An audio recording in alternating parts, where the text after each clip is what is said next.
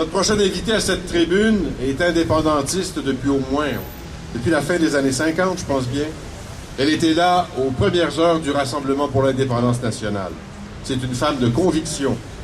En 1979, la Société Saint-Jean-Baptiste de Montréal lui a décerné le titre de Patriote de l'année. Son parcours continue de nous inspirer. Elle aussi, elle a été arrêtée le 16 octobre 1970. Elle a passé 51 jours en prison. Madame André Ferretti.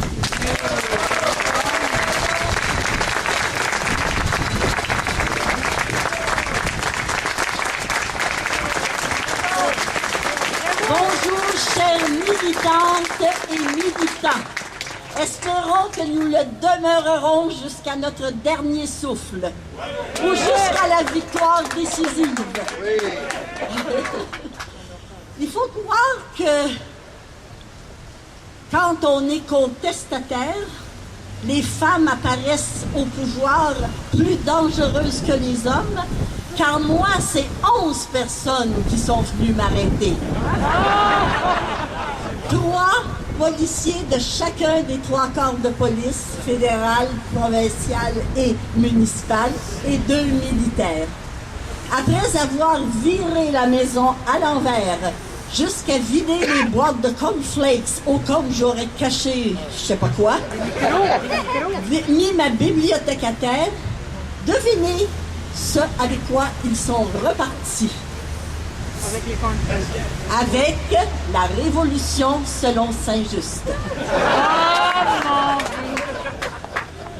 Alors, c'est la...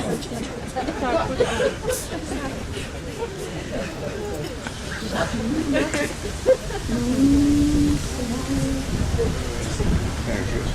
été décapité, la Révolution française. Dessus sur le dessus. Bon. Alors, pour moi, le sens profond de l'érection de ce monument, c'est la gifle magistrale qui l'assène aux Trudeau, Lalonde, Bourassa, Choquette, Drapeau et autres sauniers, serviteurs du pouvoir canadien. En rappelant dès à présent, et pour les décennies à venir, voire les siècles, leur violent antidémocratisme. Personne mieux qu'eux, qui se gargarisaient sans cesse du mot, ont plus fanatiquement bafoué la démocratie en appliquant et en promulguant et en appliquant en temps de paix la loi des mesures de guerre. L'opération déclenchée sous le prétexte de l'urgence à contrer une montée subite des actes illégaux et de la violence politique du FLQ, alors que les membres des cellules du mouvement qui exerçaient cette violence, en tous les cas, si on peut dire, étaient déjà connus et filés par la police et auraient pu être arrêtés au seul moyen des techniques policières habituelles, ce qui est d'ailleurs arrivé quelques semaines plus tard.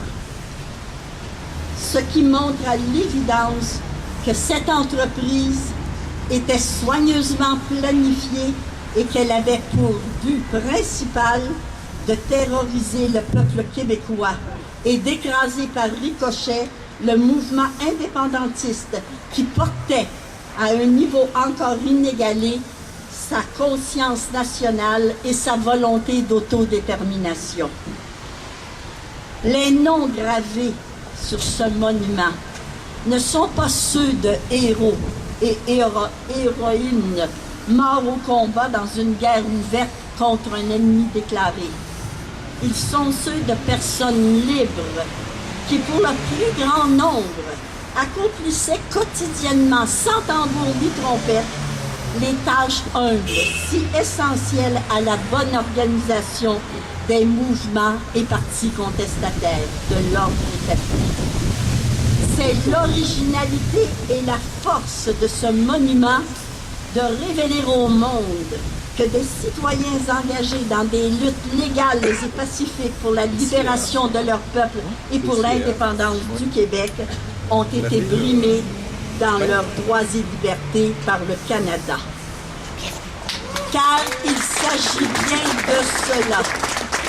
les représentants de la classe dominante canadienne, y compris de sa faction québécoise, a utilisé le Parlement du Canada, ses institutions juridiques et politiques pour défendre ses intérêts particuliers, tous très largement contraires aux besoins et aspirations de la nation québécoise, indissociablement liés à son identité, à son histoire, à sa langue et à sa culture.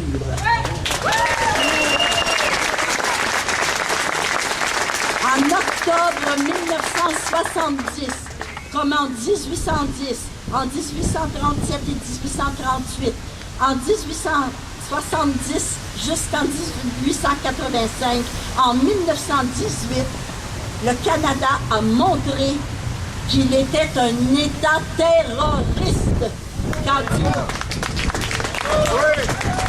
il lui paraît nécessaire d'utiliser l'armée pour briser l'élan du Québec vers une plus grande maîtrise de son destin. Ce monument, pour moi, dévoile la face antidémocratique du Canada.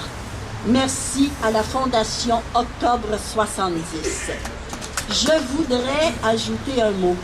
Il est bien évident, on l'a vu, que la violence, les moyens illégaux, la clandestinité ne sont pas des moyens qui peuvent conduire dans notre pays, dans notre situation, à des résultats qu'on voudrait bien voir arriver. Il n'empêche que la plupart des jeunes hommes qui étaient engagés dans cette erreur, appelons ça comme ça, avaient pour but de porter le flambeau de la liberté.